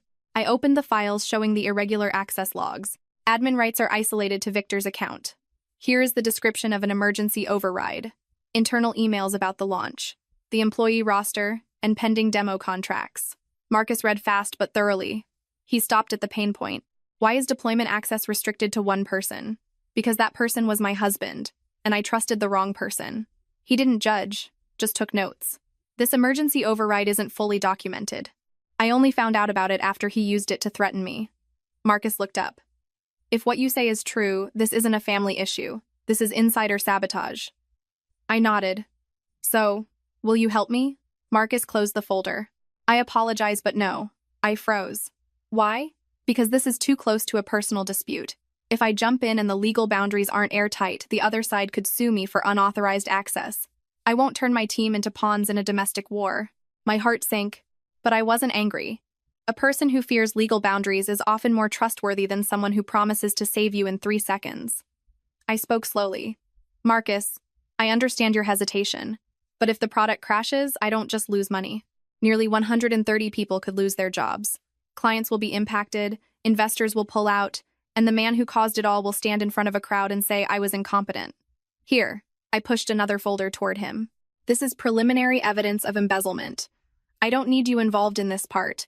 I just need you to see if there is a bomb planted in my company's system. Marcus opened the folder. Flipping through a few pages, his hand suddenly stopped on the copy of my father's will, which bore the name David Miller. He stared at the name for a long time. You are David Miller's daughter? I was surprised. You knew my dad? Marcus took off his glasses and pinched the bridge of his nose. For the first time, his cold demeanor cracked. When I was in high school in a rural town, a scholarship program came through. David Miller was the one who funded my education all the way through college. Every semester, he sent a short letter. He told me being poor isn't scary. What is scary is getting used to the idea that you have no way out. I sat in stunned silence. My dad had never mentioned that. Or maybe he had, among many other charity cases, and I hadn't paid attention. Life is strange. The people I saved turned around and bit me. The person my father helped years ago appeared exactly when I was losing my grip on everything. Marcus closed the folder, his voice softer. I almost dropped out sophomore year because I couldn't afford rent. Your dad's letter kept me going. If it weren't for him, I wouldn't be sitting here. My eyes pricked with tears, but I held them back. My dad always believed that helping someone learn to stand on their own was worth more than just giving them a meal. Marcus stayed silent for a long time. Finally, he looked at me. I will take the risk assessment and the back-end restructuring. But 3 conditions. 1. We work under a transparent, legally binding contract. 2. All access must be legally authorized and logged. 3. I am not here to fight your husband or play the hero. I am only here to fix the system. I nodded immediately.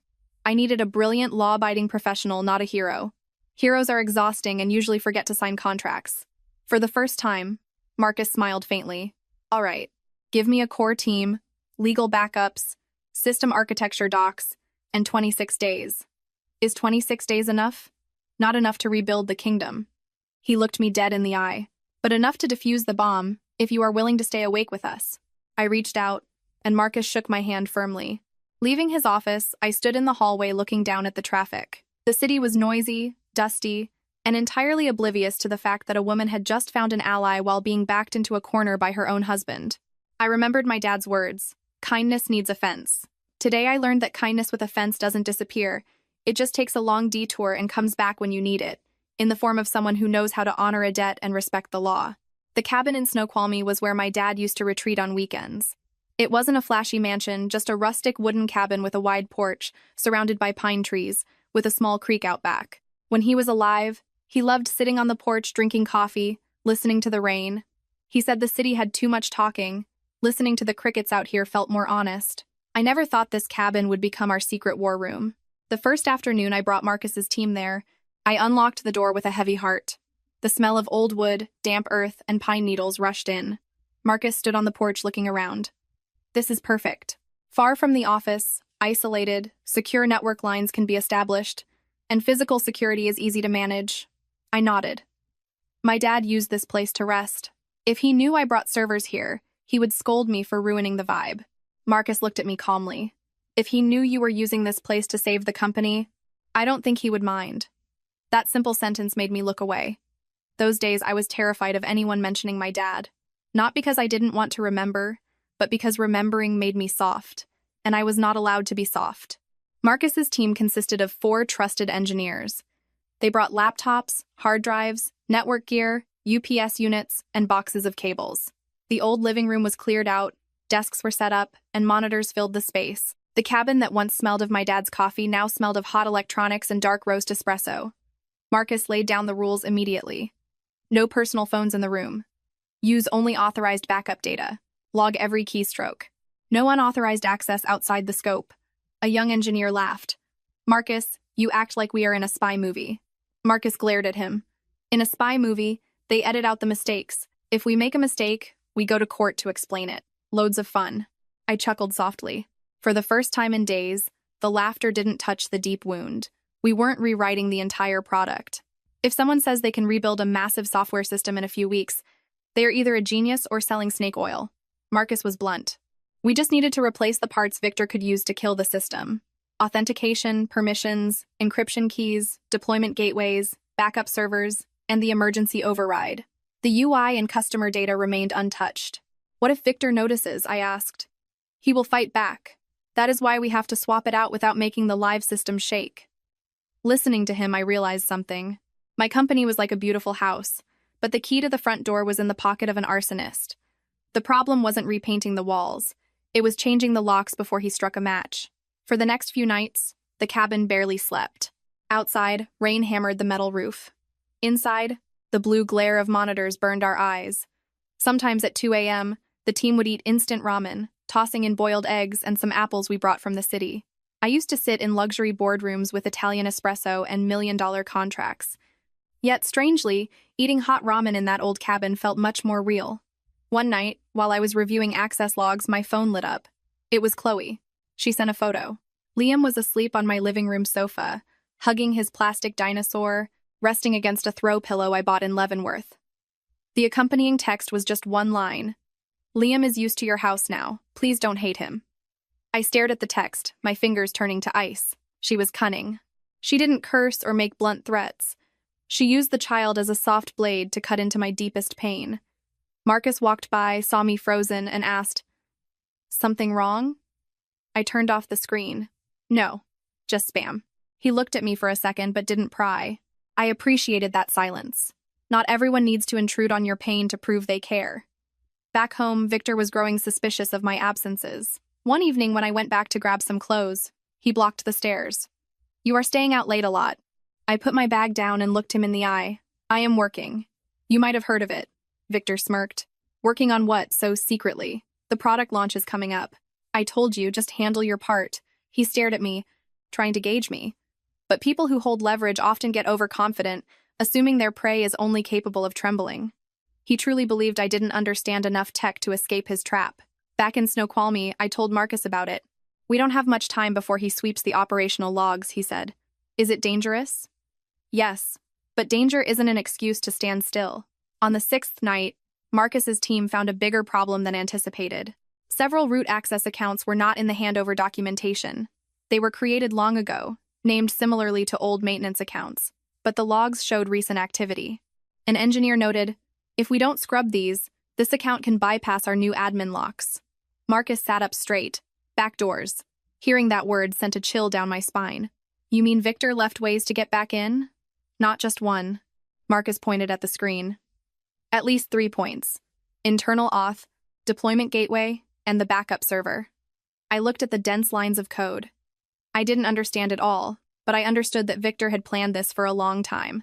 This wasn't the impulsive anger of a cheating husband caught in the act. It was a calculated scheme. I remembered all the times he said, "You handle the clients, leave the tech to me." I felt relieved then. Now I realized that sharing responsibilities was just his way of locking me out of the most important room in the house. By dawn, the first beta test ran stable in the sandbox. The screens flashed green. The engineers clapped quietly, too exhausted to be loud. I stood at the door, watching the early light filter through the pines. Snoqualmie after the rain smells like damp earth, the smell of something that has been trampled but knows how to come back to life. Marcus handed me a lukewarm coffee. "You should sleep." "I can't." "If you don't sleep, at least close your eyes." Sleep deprivation leads to stupid decisions. I took the coffee and laughed. With client bedside manner like this, you must retain them forever. "The smart ones stay," he replied. I took a sip. Bitter, but it woke me up. Just then, an engineer shouted, "Marcus!" Anomalous access in the logs. Marcus spun around. "Which account?" "Lucas Reed." I set the coffee down. That name wasn't a surprise. Lucas was a young tech lead, Victor's right-hand man. He had been at North Star Tech for 4 years, promoted by Victor from a junior dev to lead. In meetings, Lucas rarely spoke before I did, but a single throat clearing from Victor, and Lucas knew exactly what to say. I used to think it was professional synergy. Now I realized it was the kind of synergy that makes it easy to hide a knife in your sleeve. Marcus opened more diagnostic windows. It wasn't accidental. Lucas's account tried to read the new code branch, then checked the auxiliary deployment folder. "Did he get anything?" I asked. "Not yet, but if we don't block him, he will see we are building a parallel environment." A young engineer was frustrated. "Should we lock the account right now?" Marcus shook his head. "No. Locking him out tells them we see them." I looked at Marcus. He was thinking exactly what I was thinking. If you yell when someone reaches into the trap, you are just warning them to pull their hand out. To catch a rat, sometimes you have to let it eat a little more cheese. It doesn't sound humane, but being humane to rats means you lose your grain. I called Sarah that morning. She advised not to confront Lucas yet. "Tell Marcus to log everything time, account, behavior. If there are comms between Lucas and Victor on company channels, pull them legally. We need clean evidence. What if Lucas actually sabotages something?" I asked. "Then monitor him closer. But do not alert the snake." I hung up, feeling heavy. A husband's betrayal hurts, but a betrayal within the company hurts differently. It makes you question every handshake, every yes boss, every late night an employee stays at the office. Once trust is punctured, the wind of suspicion blows in freezing cold. That afternoon, I went to the office as usual. Passing the engineering area, I saw Lucas typing furiously, headphones on. He looked up, pulled them off. "Hi, Haley, you are in early." I smiled. "Yeah. How is the demo progress for your team?" "Looking good. Victor is reviewing our deployment, and we are following closely." Following closely. What an expensive phrase. I nodded. "Good. At this stage, just be careful not to let a small mistake turn into a disaster." Lucas smiled. "Don't worry, Haley. Don't worry." Another funny phrase. These days, the more people told me not to worry, the more I wanted to check the safe, the hard drives, and people's hearts. That night, Kevin sent me an intercept. Not an illegal wiretap, but data from calendar invites and authorized corporate comms. Lucas had messaged Victor. "Haley is tightening the logs. It's weird. Feels like an outsider is looking at the system." Victor replied simply, "Watch her. Don't let the bitch bypass us." I read that line over and over. The bitch. Not Haley, not his wife. Just times the bitch. One word was enough to show that whatever marriage we had was thrown in the dirt long ago. But the real danger came the next night. Marcus's team detected a new branch in the core code, named identically to the stable patch meant for the demo. On the surface, it looked perfect, clean notes, recent timestamps, pushed by Victor's team. If Marcus's guys had blindly integrated it, they would have triggered a trap. An engineer dug deeper and cursed. "This is bad. There is a loop hidden in the high-load processing. It acts normal, but if multiple users log in during the demo, it bottlenecks and crashes." Marcus stood behind him, stone-faced. The checksum doesn't match the old stable version. The commit history has been scrubbed. I didn't understand all the jargon, but I asked, "What does it mean?" Marcus turned to me. "It means they dropped a piece of code that looks safe but has a hidden flaw. If we use this version on demo day, The system will self-destruct. Then Victor just has to say your team interfered and broke the product. I felt the blood drain from my face. Victor wasn't just holding a kill switch. He had prepared a corpse to frame me with, just in case I tried to save myself. A man who ate the food I cooked, who held my hand at the altar, was calculating every move to bury me. Life truly has things colder than a server room. The young engineer rubbed his head. Good thing Marcus caught the checksum mismatch, or we'd be dead. Marcus looked at the team, his voice stern. From now on, do not trust any code branch just because it has a pretty name. Cross-reference everything source, history, digital signatures, and run it in an isolated test environment. He turned to me. Haley, this code is crucial evidence. But we need to make them think the trap is still hidden. What do you want to do? Keep the facade. We create a dummy environment that shows access, but our actual system won't touch it. I looked at the screens. 2 identical blocks of code. One real, one fake. My marriage was exactly the same. Marcus stayed quiet, and Kevin didn't make a joke. Some realizations are bitter enough without anyone adding salt. Over the next few days, I continued to hold meetings with Victor and Lucas. Lucas reported smoothly. Victor sat next to him, chiming in occasionally with a look of absolute control. I listened, took notes, nodded at the right times. I didn't get angry, didn't interrogate them, didn't let them see that I knew. During one meeting, Victor said, "Tech is stable. Don't let these new protocols slow us down." I replied, "If it is stable, it is easy to log. People doing the right thing don't fear protocols." Lucas looked down at his laptop. It was a quick motion, but a bowed head often speaks louder than a confession. I got home late that night. Chloe had put Liam to sleep in the guest room. Margaret was sitting in the living room, scrolling on her phone, and shot me a glare. "You are acting more and more like a hotel guest in your own house." I stopped and looked at her. "Then you should remind everyone not to touch the hotel guests' belongings." Margaret froze. Victor walked out of the kitchen, frowning. "How are you talking to my mother?" I looked at him calmly, just stating facts. The air turned to ice. I didn't say anything else and walked upstairs. Behind me, Victor muttered something angry, and Chloe peeked out from the cracked door. Let them think I was just a bitter, jealous wife. People setting technical traps tend to underestimate a woman's pain. I locked my office door and opened my laptop. Inside the evidence folder, I created a new subfolder, Insider Sabotage. Inside were Lucas's access logs, his messages with Victor, the fake source code, Marcus's technical analysis, and time-stamped reports. Everything filed neatly, coldly, clearly.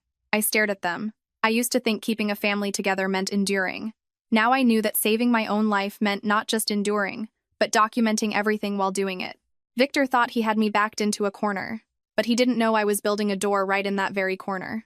3 days after the fake code incident, Victor walked into my office with a thin folder. This time, no beating around the bush. He dropped the papers on my desk and sat opposite me like a negotiator, though his eyes looked like a man holding a knife under the table. "Sign these." I looked at the folder, not touching it. "What is it?" "Technical authorization protocols and an equity restructuring agreement for the launch."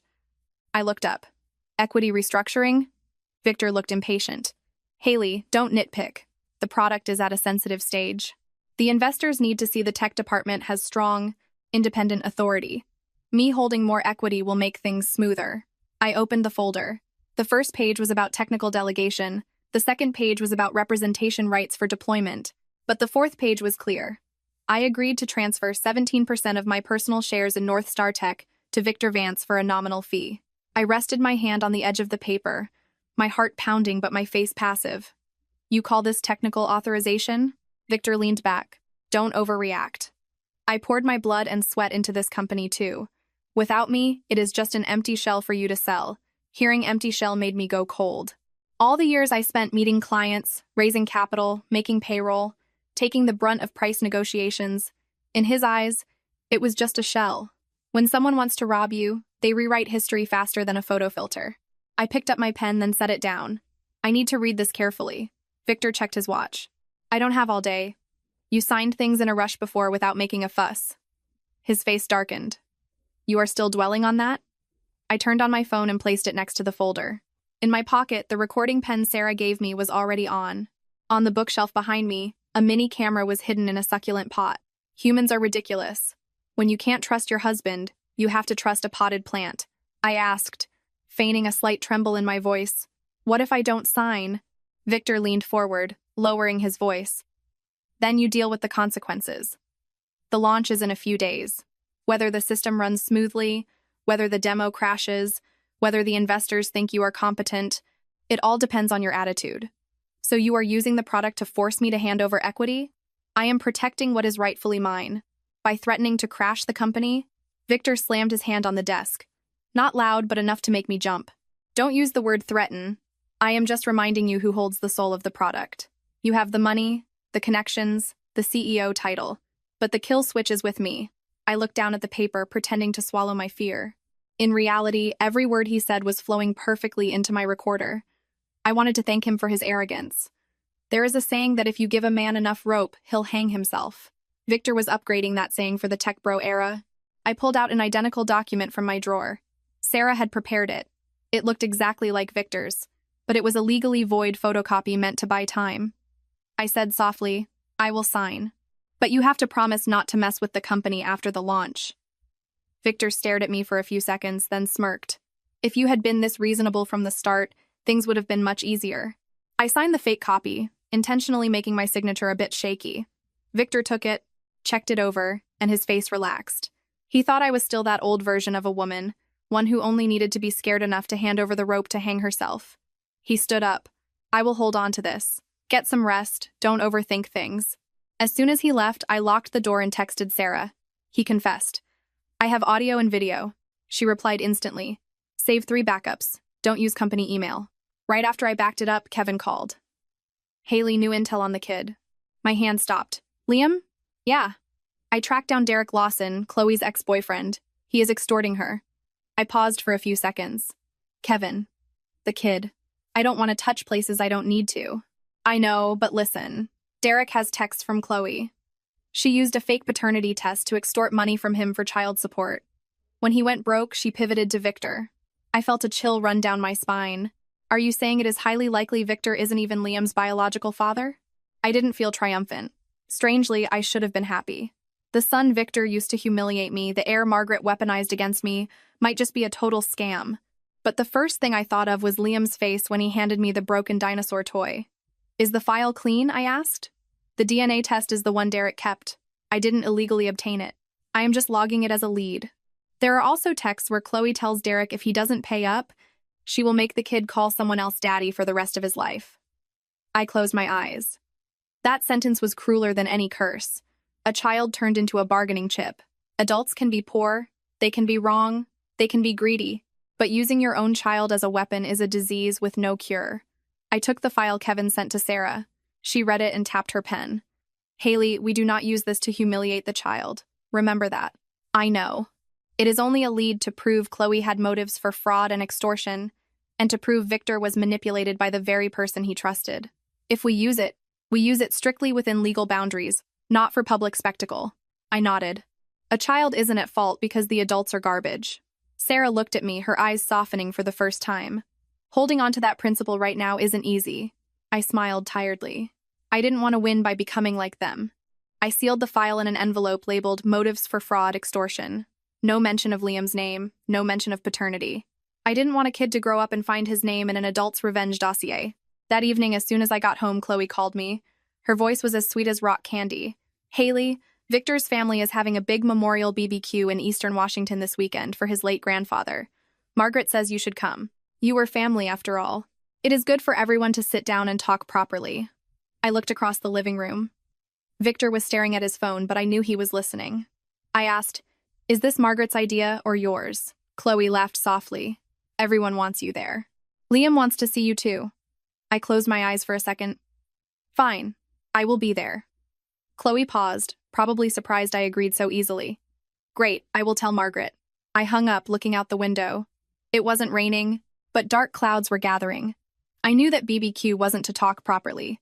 It was a stage they set up to reassign roles, to place Chloe in the seat of the daughter-in-law, to elevate Liam to the heir, and to shove me down to the understanding ex. But that was fine.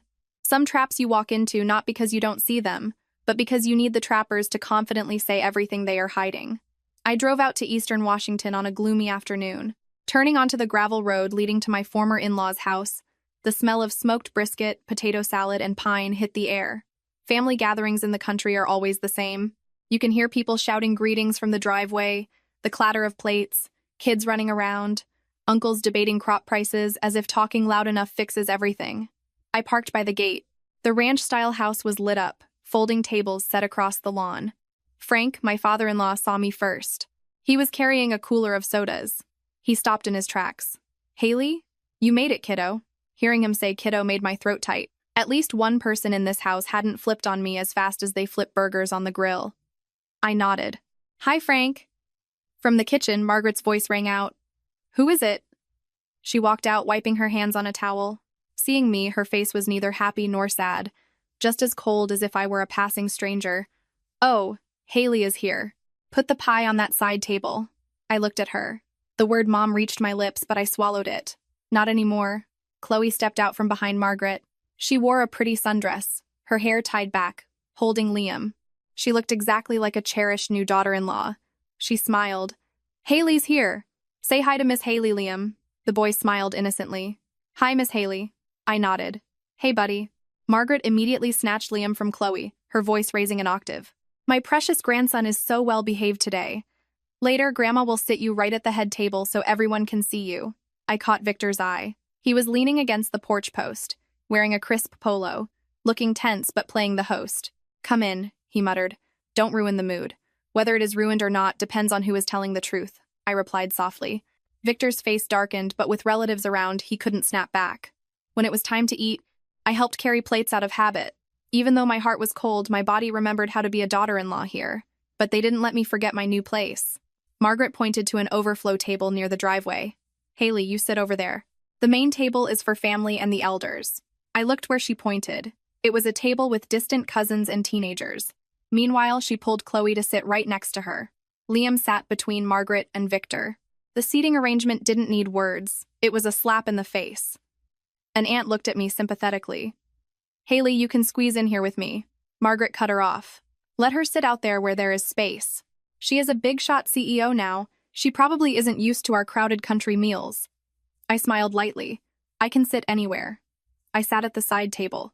At the main table, Margaret started speaking loudly, clearly meant for everyone to hear.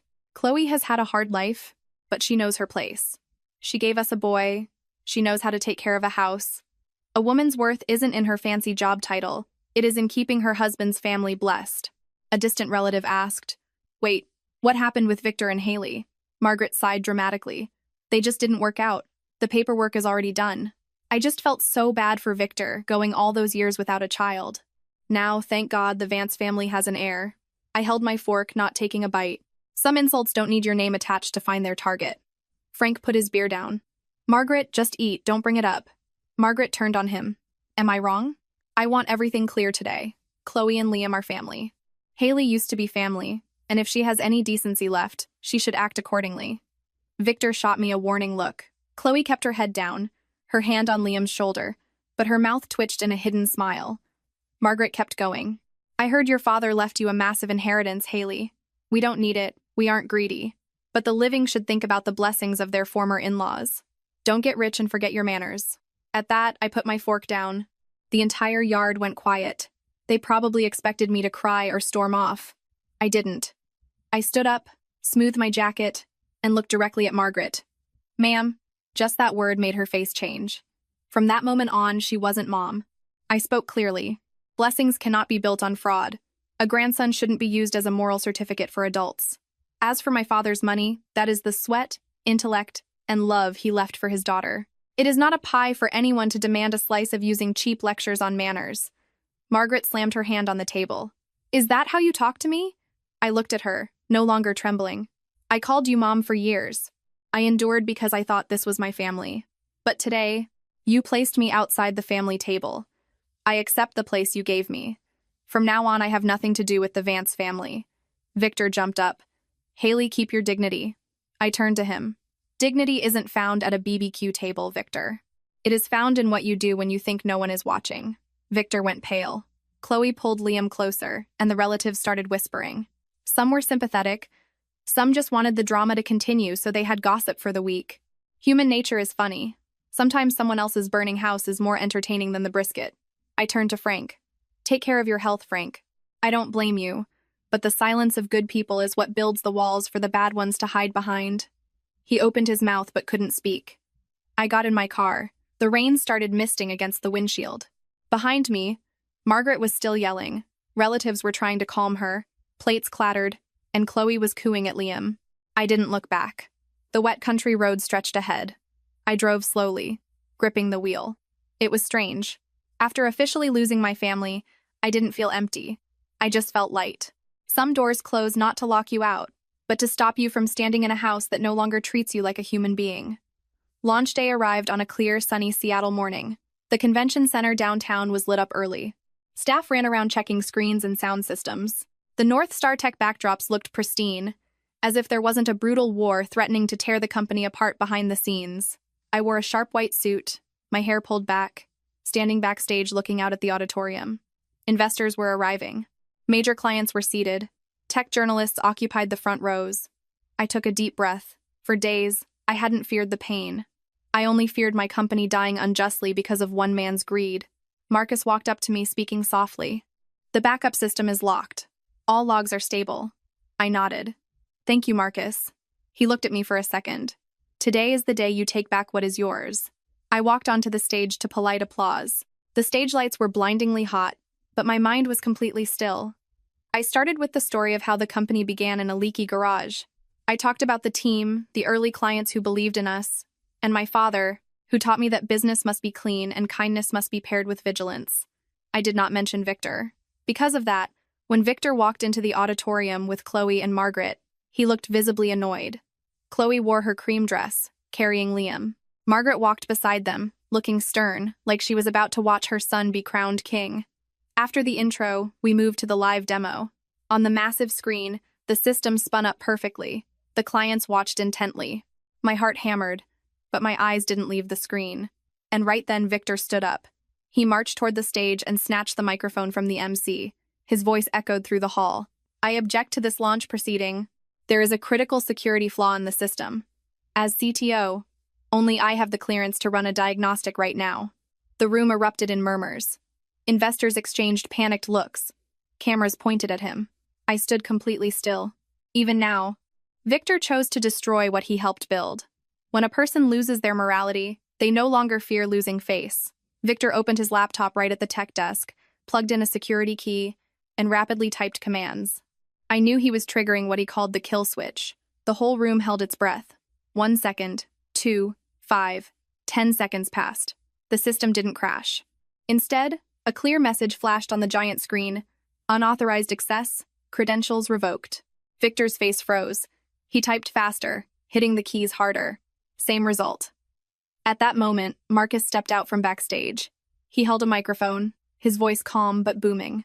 My name is Marcus Wright, independent cybersecurity consultant for North Star Tech. Under legal authorization from the CEO, we have completed a full overhaul of the administrative risk protocols, isolated the emergency override, and logged all unauthorized access attempts. All previous legacy accounts have been permanently revoked. The auditorium gasped. I looked down and saw Victor rooted to the spot in the spotlight. What he thought was his master key now opened nothing but thin air.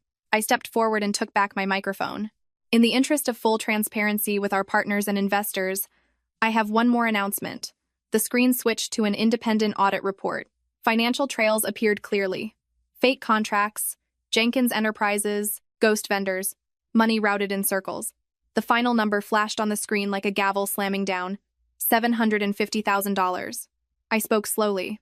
This is the amount of anomalous capital that has been siphoned out of this company recently, directly linked to internal individuals and their relatives. Sarah stepped up to the podium to handle the legal statement. North Star Tech has forwarded a comprehensive dossier to federal and local authorities regarding suspected embezzlement, corporate sabotage, data theft, extortion, and marital fraud. All involved parties will be dealt with to the fullest extent of the law. In the audience, Lucas Reed turned pale. He tried to slip out the back, but corporate security and legal reps were already there, asking him to stay. Near the doors, Martha Jenkins tried to sneak away, but Kevin Brooks was waiting there with the police. Chloe, holding Liam, panicked and spun around looking for an exit.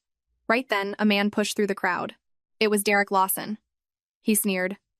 Running away so soon, Chloe? You still haven't paid me my hush money. Both Chloe and Victor whipped around.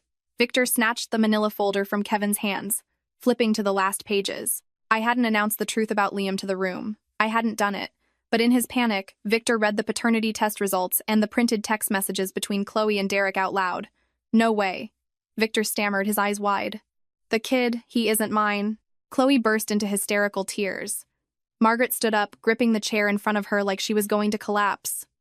Victor, what are you saying? No one could answer her. The truth was laid bare. The air she used to humiliate me was nothing but a lie wrapped in fake tears. Margaret collapsed into her seat. Victor looked like a ghost.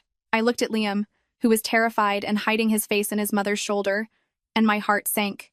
The adults lost, but that child was the one being dragged through the mud. The launch event ended in absolute shock, but the product ran flawlessly. The investors stayed behind to meet with me privately. Many employees looked at me with completely different eyes, not confused, but relieved. I thought it was over. It wasn't. That night, as I walked down to the company parking garage, Kevin yelled, "Haley, watch out!" Victor lunged out from the shadows. In one hand, he held a hard drive. In the other, a folding knife gleamed. His face was pale, his eyes bloodshot. "Drop the charges," he snarled. "Drop the lawsuit, or I swear to God I stood my ground." In all my years as his wife, I never thought the man would look at me like an enemy he wanted to kill. But within seconds, Kevin and two plainclothes officers tackled Victor to the concrete. The hard drive clattered to the floor, sliding right to the tip of my shoe. Fake IDs and the knife fell from his pockets. The sharp click of handcuffs echoed in the empty, echoing garage. It was a short sound, but it was enough to end all the years I had fooled myself with the word marriage. In the following months, the investigation went deep. Victor was indicted for corporate embezzlement, extortion, sabotage, wire fraud, and falsifying legal documents. Chloe and Martha faced charges for fraud and extortion. Lucas cooperated with the authorities for a lighter sentence, but his career in tech was over. Margaret wasn't criminally charged, but she lost every ounce of her pride, the one thing she valued more than human decency. The next year, North Star Tech bounced back stronger than ever. Marcus became our new CTO, but admin access was strictly compartmentalized. No one held a kill switch alone anymore. I used a portion of my father's inheritance to set up a free legal clinic for women defrauded in their marriages. When Victor sent a letter from jail begging for forgiveness, I just had Sarah pass on one message.